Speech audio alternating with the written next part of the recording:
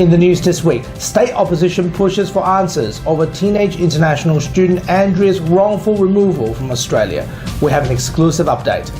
Back to work on more housing and new police stations. The Premier's announcement blitz following the return from winter holidays. And battery danger. The fire department warns homeowners about battery-related inferno risks. And later, Dr. Andrew Miller's comment.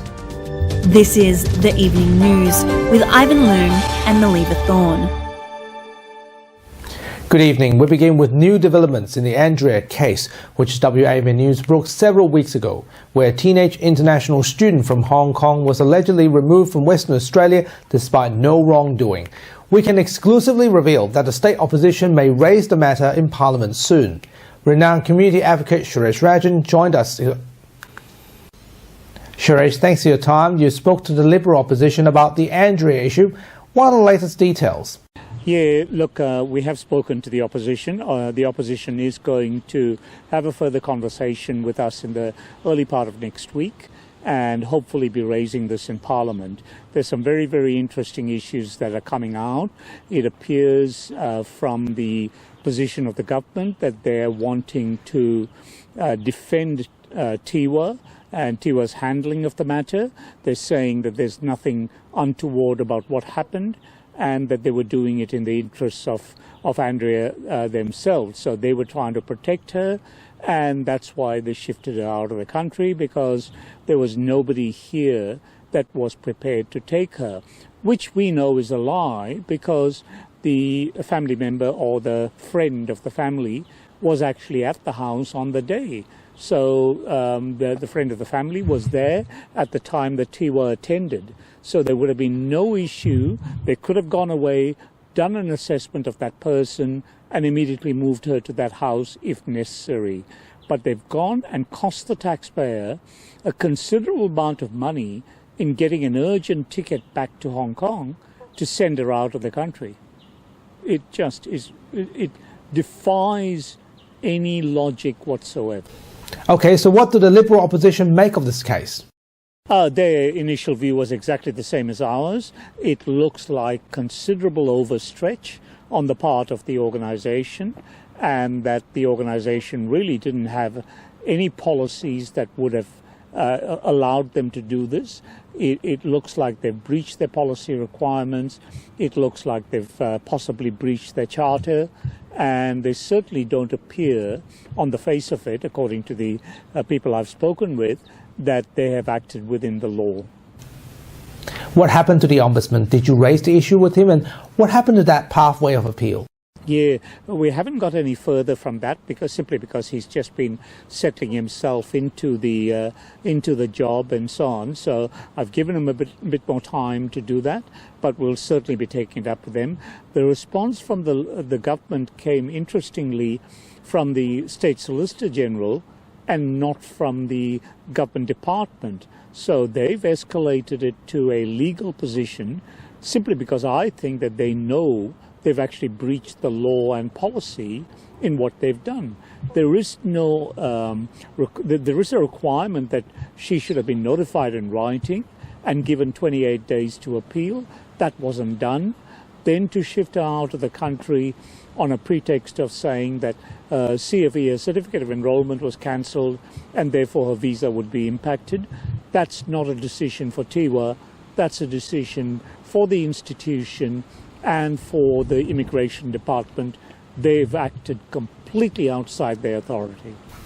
While I've got you here, let me ask you some other issues. A social media ban is coming for teenagers in Australia. What will happen in the next 12 months? And most importantly, does Google have a case in the High Court legal challenge? I think this legislation will be a thing of the past by then. I don't think it'll survive 12 months. I think they will water it down. They'll put in regulations that say it doesn't apply in certain cases. My other question is, who makes the decision as to what content is acceptable or not? Take, for example, YouTube. YouTube is used extensively at schools and educational institutions. I've used YouTube considerably for various things that are related to podcasts and various other things. So you cannot put a ban on YouTube content because who makes the decision as to what's acceptable and what's not? Can Google win? I have no doubt that they will. I think that it'll be seen that we have fundamental rights to access what it is that we wish to access. And they really are going to see, I think a court of law will probably say it's really up to the parents to do the parenting and not for the government. And for the government to step into the parenting role is an overstretch on what we actually elected them to do. And you can read the full story available now only on the WAMN Extra News Club. Suresh Rajan, thanks for the update. Terrific. Thank you. Thanks, Ivan. WA Premier Roger Cook is back to work this week after 2 weeks of winter holidays. The Premier wasted no time in announcements in new housing projects, new land development and transport plans in Perth's northern suburbs. He later announces the opening of the new Baldivis police station in Perth South as part of the election commitment. Fresh from his holiday returns, the Premier is quick off the mark with a focus to increase housing supply as housing affordability hurts families. The new local structure plans come as part of the East Wanneroo District Plan. This will see over 8,000 hectares of land for development across Wanneroo, Nandajirrup, Nangara and Pinjar. The land is set to deliver up to 50,000 new homes and the ability to house over 150,000 people. You've seen a whole range of innovative projects to increase densities, increase modes of build and modes of ownership and occupancy. But we also know that continued land supply is an important part of making sure that we have the ongoing stream of housing being developed here in Western Australia. The early stages of the project is underway in Mandurah with over 123 hectares being prepared to deliver more than 2,000 homes. This will also make way for the future Mandurah transit station. This new plan marks one of the largest and most ambitious housing initiatives in WA's northern suburbs. We know that a growing Perth needs a diverse housing supply and community infrastructure, and Grevillea is a great example of that. The government has also opened the new police station in Baldivis as part of the election commitment. The 24-hour police station can accommodate up to 100 full-time officers in the future, boosting police presence in Rockingham and Mandurah. A 38-year-old Palmyra man has been charged after an alleged 3-day crime spree across Perth's southern suburbs. Mandurah's Rapid High Harm Offenders Response Team, with Police Air Wing, Canine Section, Road Policing and Regional Operations Group, arrested a man after incidents between the 3rd and 5th of August 2025. Police allege he stole a grey Nissan X-Trail from Santorini Parkway, Baldivis on Sunday, driving it through a garage door to escape. Early on Monday, the vehicle was allegedly used to ram a cafe and liquor store in Naval Base. He also allegedly stole an unregistered motorcycle from a home in Wellard. On Tuesday, officers spotted the bike in Leda, but the rider evaded them twice, once at high speed. Police also responded to an alleged burglary at a Baldivis fast food outlet.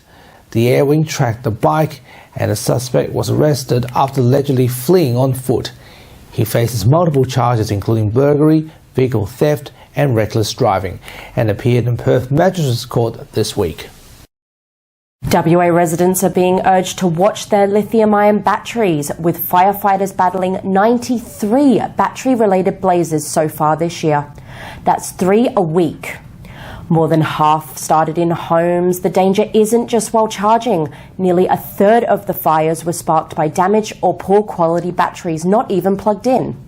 DFS WA Commissioner Darren Clown says faulty batteries can enter thermal runaway, overheating, sparking and then releasing toxic gases, turning small sparks into house-engulfing infernos. Consumers are being urged to buy from trusted retailers and charging only on hard surfaces. Keep devices off of beds, couches and check batteries for damage.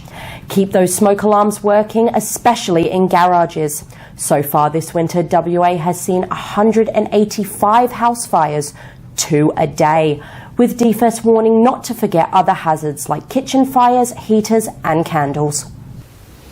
Tickets are on sale for UFC Fight Night Aldridge versus Reyes, hitting RSC Arena in Perth on Sunday, the 28th of September 2025. The first UFC fight night in Perth in Australia since 2018. Pre-sale opened this week with travel packages including tickets, accommodation and an exclusive pre-event function. The headline bout sees number 3 lightweight Carlos Black Jag Aldridge faces number 8 former title challenger Dominic the Devastator Reyes in a 5-round clash likely to decide the next title contender.